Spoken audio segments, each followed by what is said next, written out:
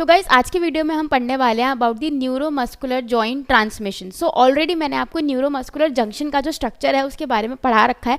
आज हम पढ़ने वाले हैं कि जो न्यूरोमस्कुलर जंक्शन है वहाँ पे जो इम्पल्स आती है या फिर जो वेव ऑफ डीपोलराइजेशन आता है वो कैसे ट्रांसमिट होता है between the nerve and the muscle. तो उसी के बारे में आज हम सारा यहाँ पे पढ़ने वाले हैं। तो देखो सबसे पहले जो इवेंट्स हैं, अब अगर हम न्यूरोमस्कुलर जंक्शन का स्ट्रक्चर देखें तो कुछ इस तरीके से आपका जो न्यूरोमस्कुलर जंक्शन है वो दिखता है। ठीक है, तो ये तो क्या है आपका, ये हो गया आपका नर्व टर्मिनल। ठीक है, ये हो गया आपका नर्व टर्मिनल एंड ये जो नीचे दिख रही है आपकी ये हो गई आपकी मसल। ठीक है, तो ऊपर आपका नर्व है एंड नीचे आपकी मसल आ जाती है। अब जो नर्व का पार्ट है या फिर जो नर्व की मेम्ब्रेन है उसे हम कहते हैं प्री साइनेप्टिक मेम्ब्रेन। तो ये जो आपको रेड कलर से यहाँ पे दिख रही है this is your pre synaptic membrane and जो ब्लू कलर से हाईलाइटेड है यहाँ पे this is your post synaptic membrane. And जो नर्व और मसल के बीच का जो एरिया होता है जो थोड़ा एम्प्टी स्पेस होता है उसे हम कहते हैं साइनैप्स या फिर synaptic cleft. So in brief I have told you about the structure of neuromuscular junction की एक प्री साइनैप मेम्ब्रेन होती है, then there is synapse which is an empty area. ठीक है, and then there is the post synaptic membrane. तो इन्हीं से हम मिलके हमारा बनता है न्यूरोमस्कुलर जंक्शन। अब बात ये आती है कि जो नर्व इम्पल्स आ रही है फ्रॉम द एक्सॉन वो कैसे ट्रांसफर होती है from pre synaptic membrane to the post synaptic membrane. तो यहाँ पे आप देखोगे कि ये जो एक्सॉन है यहाँ पे आपको सोडियम चैनल भी दिखते हैं, पोटेशियम चैनल भी दिखते हैं एंड कैल्शियम चैनल भी दिखते हैं। अब इनका बहुत बड़ा रोल होता है यहाँ पे नर्व को या फिर जो इम्पल्स है उसको ट्रांसफ़र करवाने में। तो इसको अब हम शुरू से देखते हैं कि कौन कौन से इवेंट्स कैसे कैसे होते हैं। ठीक है, तो सबसे पहले हम प्री साइनैप्स रीजन पे चलते हैं, यानी कि जो ये वाला रीजन है, इतना जो रीजन है पूरा, इस रीजन में पहले क्या हो रहा है, क्योंकि जो इम्पल्स है वो पहले यहीं से आएगी, एक्सॉन से ही आएगी एंड उसके बाद वो मसल पे जाएगी। तो सबसे पहले हम ये जो प्री साइनैप्टिक रीजन है पूरा इसको अच्छे से पढ़ते हैं कि यहाँ पे क्या हो रहा है उस टाइम पे। तो देखो जैसे ही एक्शन पोटेंशियल, अब एक्शन पोटेंशियल के भी बहुत फेजेस होते हैं, ठीक है, वो भी हमने पढ़ रखे हैं सारे। तो जैसे ही एक्शन पोटेंशियल आता है किसी नर्व एंडिंग के ऊपर तो एक वेव ऑफ डीपोलराइजेशन आती है। वेव ऑफ डीपोलराइजेशन का मतलब क्या होता है कि जैसे हमें पता है कि ये जो हमारा सेल होता है इसके अंदर का नेगेटिव होता है एंड बाहर का पॉजिटिव होता है in normal resting position. And जैसे ही वेव ऑफ डीपोलराइजेशन आती है तो अंदर का पॉजिटिव हो जाता है एंड बाहर का नेगेटिव हो जाता है। So this is depolarisation. तो जैसे ही एक्शन पोटेंशियल आएगा तो ये जो वेव ऑफ डीपोलराइजेशन है वो आएगी, उसकी वजह से क्या हो जाएगा, exterior becomes negative and the interior becomes positive. तो उसके आते ही क्या होगा कि यहाँ पे जो ये सोडियम चैनल प्रेजेंट थे आपके एक्सॉन पे ये ओपन अप हो जाते हैं। अब जैसे ही आपके जो सोडियम चैनल हैं वो ओपन अप होंगे, क्यों ओपन अप होंगे, क्योंकि डीपोलराइजेशन होना है। ठीक है, डीपोलराइजेशन होना है तो जो सोडियम चैनल्स हैं they will open up and क्योंकि ये सोडियम चैनल्स ओपन अप हो जाते हैं तो इसकी वजह से यहाँ पे जो ये कैल्शियम चैनल है, जो ये जो कैल्शियम चैनल है ये भी ओपन अप हो जाते हैं जैसे ही वेव ऑफ डीपोलराइजेशन आती है।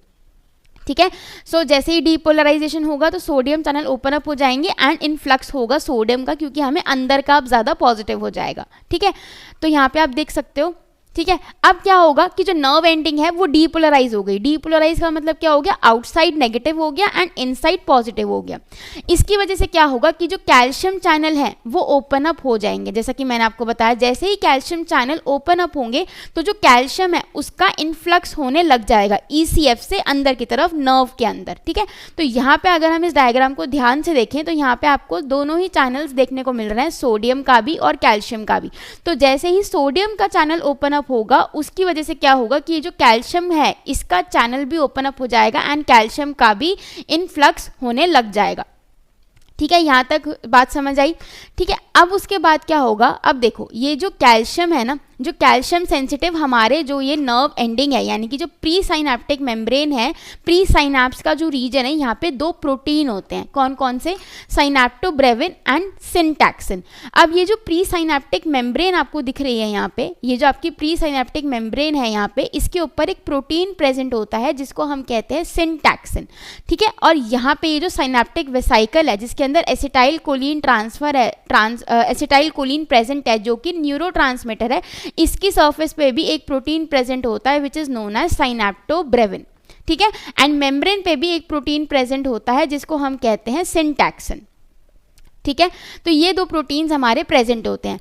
अब जैसे ही कैल्शियम अंदर आता है, जैसे मैंने आपको बोला कि कैल्शियम का इन्फ्लक्स होने लग जाता है, कैल्शियम अंदर आने लग जाता है, तो ये जो साइनेप्टोब्रेविन है जो कि साइनेप्टिक वेसिकल के ऊपर प्रेजेंट था, अब देखो जैसे ही कैल्शियम अंदर आया, कैल्शियम की एंट्री अंदर हुई, तो यहाँ पे ये जो साइनेप्टिक वेसिकल है इनके ऊपर एक प्रोटीन प्रेजेंट होता है। कौन सा प्रोटीन प्रेजेंट होता है? साइनेप्टोब्रेविन। अब ये जो साइनेप्टिक वेसिकल है, क्योंकि यहाँ पे कैल्शियम आ जाता है, तो ये जो साइनेप्टिक वेसिकल है ये धीरे धीरे मेम्ब्रेन के पास चले जाते हैं। कौन सी मेम्ब्रेन के पास? प्री साइनेप्टिक मेम्ब्रेन के पास। प्री साइनेप्टिक मेम्ब्रेन के ऊपर कौन सा आपका प्रोटीन प्रेजेंट है? कौन सा प्रोटीन प्रेजेंट है आपका? सिंटैक्सिन। सिंटैक्सिन प्रेजेंट है। अब ये जो साइनेप्टोब्रेविन है और जो सिंटैक्सिन है इनका इंटरैक्शन हो जाता है, और जैसे ही इनका इंटरैक्शन हो जाता है ये जो अंदर एसिटाइल कोलिन है ये बाहर डिफ्यूज आउट हो जाता है, क्योंकि ये जो मेम्ब्रेन है दोनों की ये फ्यूज हो जाती है। एक्सॉन की भी, ये जो सिनेप्टिक वेसिकल है इसकी मेम्ब्रेन और ये जो प्री साइनेप्टिक मेम्ब्रेन है ये दोनों फ्यूज हो जाती है। क्यों? क्योंकि ये जो दोनों प्रोटीन है ये फ्यूज हो जाते हैं, जिसकी वजह से जो आपका न्यूरोट्रांसमीटर है दैट इज एसिटाइल कोलिन वो रिलीज आउट होने लग जाता है, हो जाता है इन दी साइनैप्स।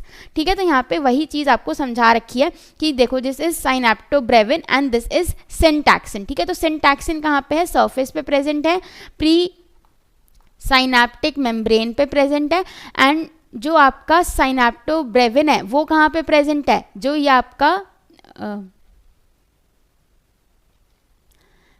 साइनेप्टिक वेसिकल के मेम्ब्रेन के ऊपर ये प्रेजेंट है। तो जैसे ही ये दोनों प्रोटीन आपस में फ्यूज होते हैं तो ये जो एसिटाइल कोलिन है ये निकल जाता है इन दी साइनेप्टिक क्लेफ्ट। ठीक है, अब ये जो दो प्रोटीन है ये इंटरैक्ट किसकी वजह से करते हैं? जो आपका सिंटैक्सिन है, सिंटैक्सिन एंड साइनेप्टोब्रेविन, ये इंटरैक्ट किसकी वजह से कर पा रहे हैं? तो मैंने आपको बोला यहीं पे कैल्शियम का रोल आता है कि कैल्शियम की वजह से ये दोनों जो प्रोटीन है ये आपस में इंटरैक्ट कर पाते हैं। ठीक है, अब उतना ज़्यादा डिटेल में यहाँ पे मैं नहीं जा रही हूँ, बस ये समझो कि कैल्शियम के इन्फ्लक्स की वजह से ये दोनों जो प्रोटीन है ये आपस में इंटरैक्ट करते हैं, एंड जैसे ही ये इंटरैक्ट करते हैं तो मेम्ब्रेन फ्यूज हो जाती है and acetyl choline releases in the synapse.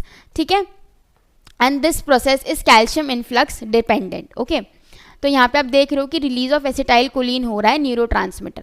अब साइनैप्स पे क्या होगा? अब साइनैप्स तो क्या एक एम्प्टी स्पेस है, तो जैसे ही अब देखो जैसे ये एक membrane, this is the post synaptic membrane, this is the pre synaptic membrane, this is pre and this is post. अब एसिटाइल कोलिन तो पहले यहाँ निकला है, ठीक है, तो जो उसकी कंसेंट्रेशन है वो यहाँ पे ज़्यादा है as compare to the post synapse. तो धीरे धीरे डिफ्यूजन प्रोसेस के थ्रू उसकी जो कंसेंट्रेशन है वो पोस्ट साइनेप्टिक मेम्ब्रेन के पास आने लग जाती है।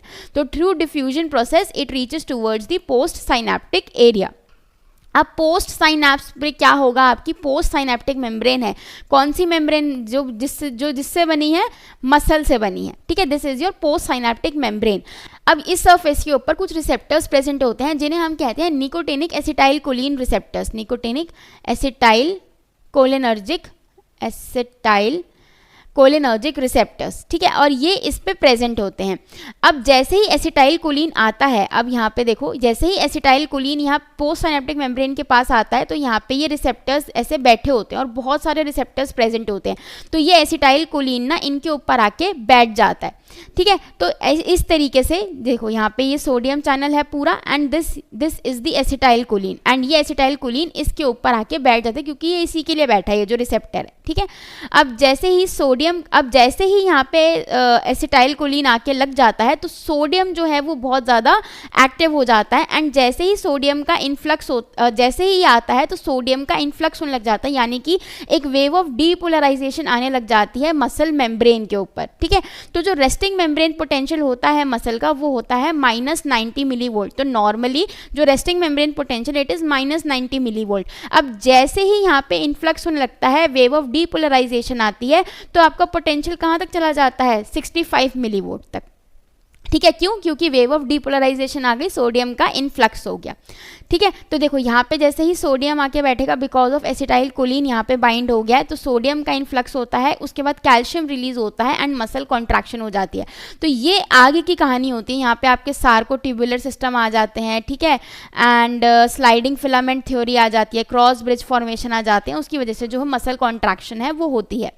राइट, अब अगर आप इस इमेज में ध्यान से देखोगे तो ये हो गया आपका न्यूरोमस्कुलर जंक्शन पूरा। This is your pre synaptic membrane, this is your post synaptic membrane, and ये जो पूरा आपको स्ट्रक्चर दिख रहा है यहाँ पे, ये है मसल का स्ट्रक्चर यानी कि सार्कोमेयर का structure, which is the contractile and the functional unit of the muscle.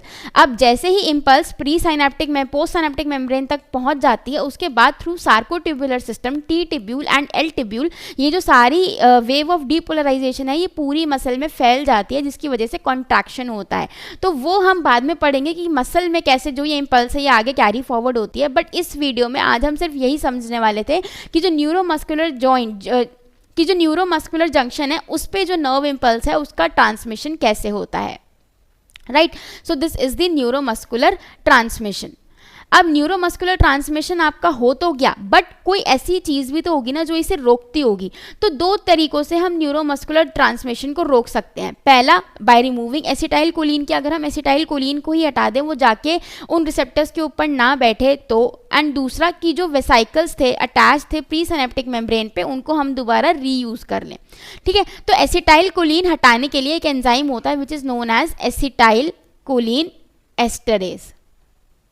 तो ये एक एंजाइम होता है जो क्या करता है, एसिटाइल कोलिन को काटता है, उसको हाइड्रोलाइज करता है।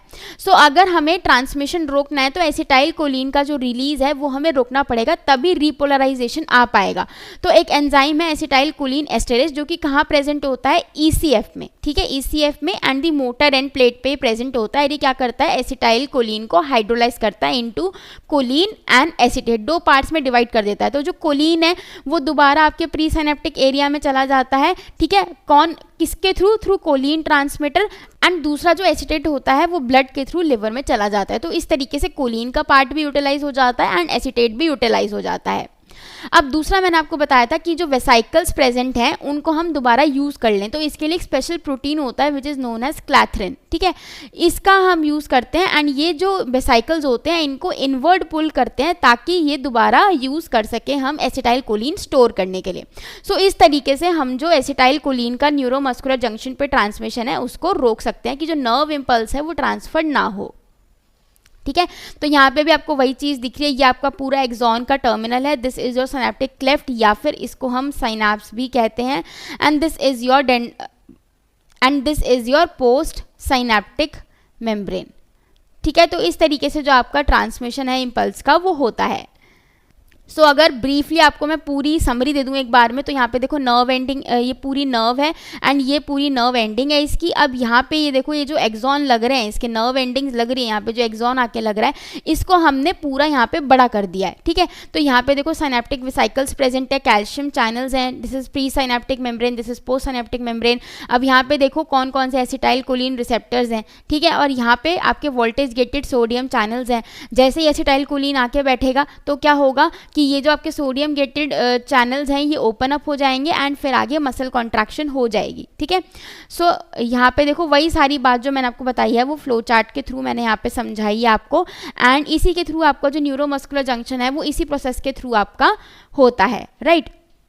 And these are the references from which I have taken all this information. And इसके बाद जो पार्ट आता है कि मसल में कैसे ये फैलता है पूरा इम्पल्स, वो हम पढ़ेंगे किसी दूसरी वीडियो में, इसके नेक्स्ट पार्ट में, ठीक है, क्योंकि अभी ये वीडियो मुझे सिर्फ यही रखना था कि न्यूरोमस्कुलर जंक्शन पे जो इम्पल्स है उसका ट्रांसमिशन कैसे होता है। सो आई होप ये वीडियो आपको हेल्पफुल लगा होगा ना, आपको इससे कुछ सीखने को ही मिला होगा। एंड ऐसे ही इन्फॉर्मेटिव वीडियोज़ के लिए मेरे चैनल को ज़रूर सब्सक्राइब कर देना।